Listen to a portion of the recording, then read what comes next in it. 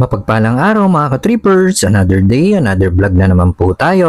Ang customer po natin sa vlog na ito ay si Sir Leo at Ma'am Kiray. Taga-Mungkada po pala sila at nag-work po pala sila sa Cagayan. Bali umuwi lang po pala sila dito sa Paniki Tarlac para magpatato mga ka-trippers. At silang dalawa po pala ay viewer from TikTok at Facebook. Na ngayon mga ka-trippers ay sila na po ang pinapanood. Bali yung design po pala ni Sir Leo mga ka-trippers ay sariling drawing niya po yun. Ang concept po pala ng art niya ay pinaghalong mythical creature po na kung tawagin niya po ay dragon buhaya. Ang ganda nga po ng dinrawing niya na concept design niya kasi kakaiba po. Kadalasan po kasing pinapatato ng mga customer ko mga ka-trippers ay solid dragon talaga. Bali nangyari dyan mga ka-trippers yung sketch niya po ay black and gray lang. Sabi ko kay Sir Leo at Ma'am Kiray, ako na po bahalang maglagay ng kulay. Kaya sabi po ng ibang mga viewers from TikTok at FB na parang buhaya daw na parang si Lolong. Kasi yun po talaga ang concept ng dragon na crocodile. Bali 8 hours ko po palang ginawa yan, tattoo ni Sir Leo. At ang tattoo rate po pala niya ay 12,000 pesos. Mabibilib ka talaga kay Sir Leo mga ka-trippers. Kasi sa first timer pong magpatato ay kinaya niya. Lalo na po ganyan kalaki at ganyan kakulay po ay mabibilib ka talaga. At yung tattoo rate po pala niya ay 12,000 pesos lang po yan. Kaya sa mga ka-trippers po na gusto magpatato ng budget meal, punta lang po kayo dito sa JB Tattoo. Always welcome po kayo. Salamat po!